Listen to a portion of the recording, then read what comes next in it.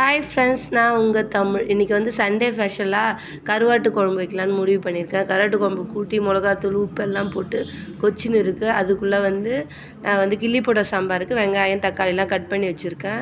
கூடவே கருவாட்டு குழம்புக்காக கருவாடு எடுத்து சுடுதண்ணியில் ஊற வைக்கிறதுக்காக கருவாடு எடுத்து வச்சுன்னு இருக்கிறேன். பக்கத்துலேயே 1/2 கிலோ சிக்கன் வாங்கி வச்சுருக்கோம்.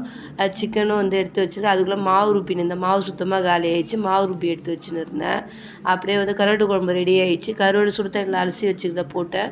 கூடவே முட்டை 5 முட்டை சேர்த்து எல்லாத்தையுமே நல்லா கொதிக்க வச்சு ஸ்டாப் பண்ணிட்டேன். கருவாட்டு குழம்பு பக்கத்தில் சாதம் வெந்துன்னு இருக்குது. கருவாட்டு குழம்பு ரெடி ஆகிடுச்சு.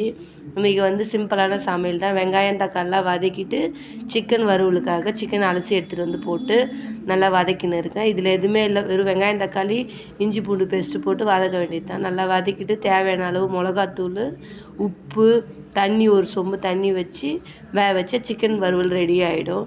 நீங்கள் எல்லோரும் சண்டே என்ன வீட்டில் சமைச்சிங்கன்னு சொல்லுங்கள். பக்கத்துலேயே கிள்ளி போட்ட சாம்பார் கொச்சின்னு இருக்குது. இப்போ வந்து எல்லாமே ரெடி ஆகிடுச்சு. எண்ணெய் பிரிஞ்சு வர அளவுக்கு வந்தோடனே நம்ம தண்ணி ஊற்றிக்க வேண்டியது தான். ஒரு சொம்பு சின்ன சொம்பில் ஒரு சொம்பு தண்ணி வச்சு நல்லா தட்டு போட்டு மூடி வச்சா வெந்துச்சு. இப்போ வெந்து இந்த அளவுக்கு தான் வந்துருந்து.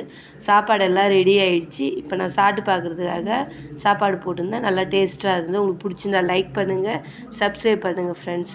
நீங்கள் எல்லோரும் சண்டே என்ன சமைச்சிங்கன்னு உங்கள் வீட்டில் சொல்லுங்கள். Bye friends.